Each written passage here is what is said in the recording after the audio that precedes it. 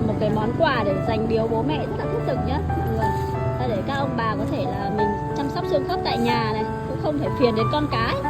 Nhiều khi chị em mình bận đi làm không chăm sóc được ông bà thì có cái món quà này để dành tặng cho ông bà chăm sóc xương khớp hàng ngày. Đấy, như bà đây là bà đang bị đau khớp gối này, đi lại khó khăn.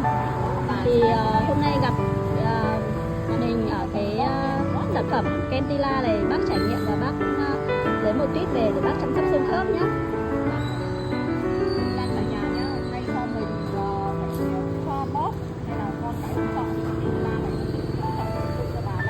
Lăn thấy dễ đúng không bác? Lăn là dễ lăn mà cái mùi này bà thấy dễ chịu không bà? Mùi dầu này bà.